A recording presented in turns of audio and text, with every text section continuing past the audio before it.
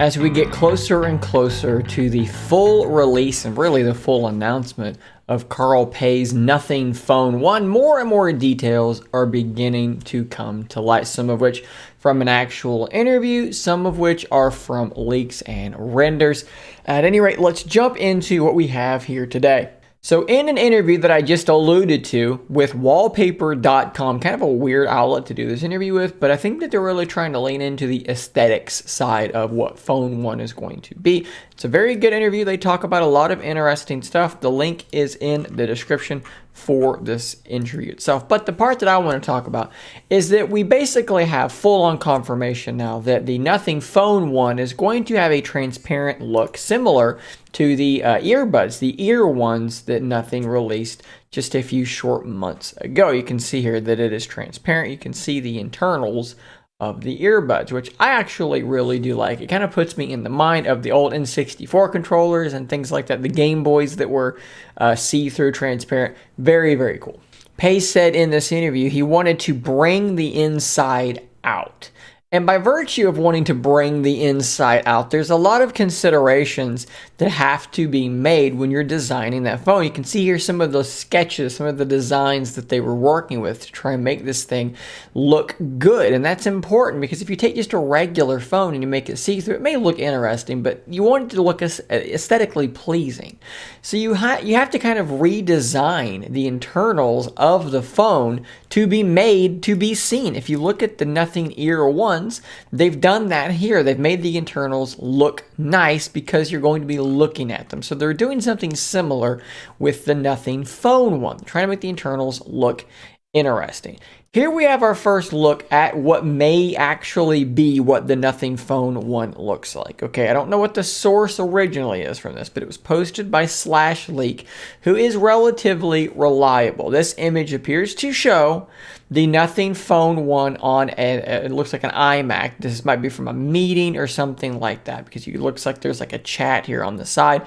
You can see here a rather large, small bezeled screen with a center-mounted selfie camera in the middle. Then you can see two cameras off to the side, kind of a round thing. You can kind of make out some details here.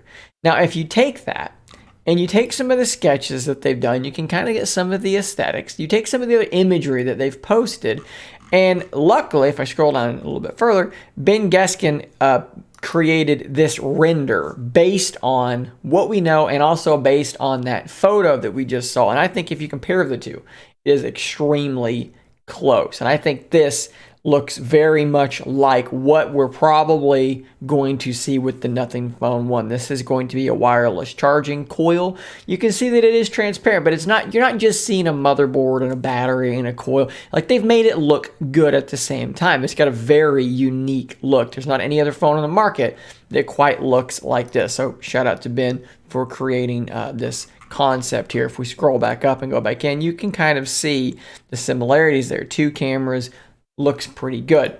Now, a German website called All Around PC has a report that they're claiming came from a Euro dealer that's gotten some information about what they should be expecting from Nothing Phone 1. And they're saying that the release is going to be around July 21st. Now, I shouldn't say release because this could be a launch. This could be an announcement date. Hard to exactly say. Something around the last bit of July, that was probably where we should be expecting.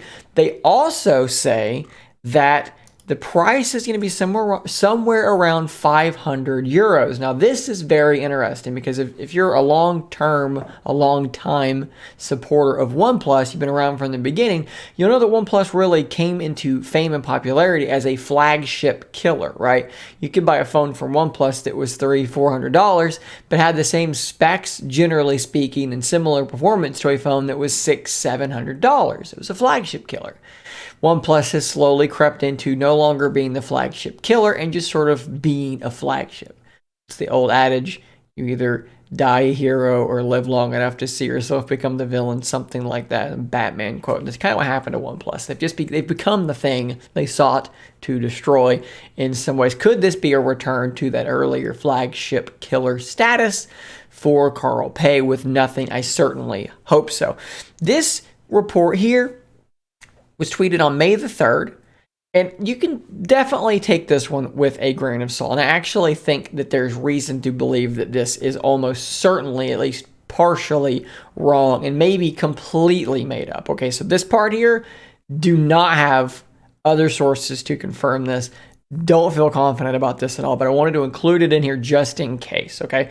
So this was apparently supposed to have been information from a leaked manual. Now, one problem I have here is that this manual has some weird phrasing, some weird Englishy kind of stuff in here, which is a little bit odd, okay? Nothing, I wouldn't expect their manual to have translation issues. Now, I deal with a lot of cheaper Chinese tech on this channel because I just think it's interesting. It's fun to mess with, and a lot of the packaging, the manuals are a little hard to understand, a little bit weird. Nothing is a big enough brand that they should have proper translations. I'm a little bit skeptical there. But the other thing here, if we look at the so-called specs that this individual was leaking, Snapdragon 778G is not totally unbelievable, but I would expect them to use something more modern, right? Them using a mid-range chip isn't the part that would surprise me because it would keep the price down, performance would still be totally fine, and the battery life would be better. So there are advantages to doing this, but why are they not using the Snapdragon Gen 7 or whatever it might be? Why are they using the older 778G?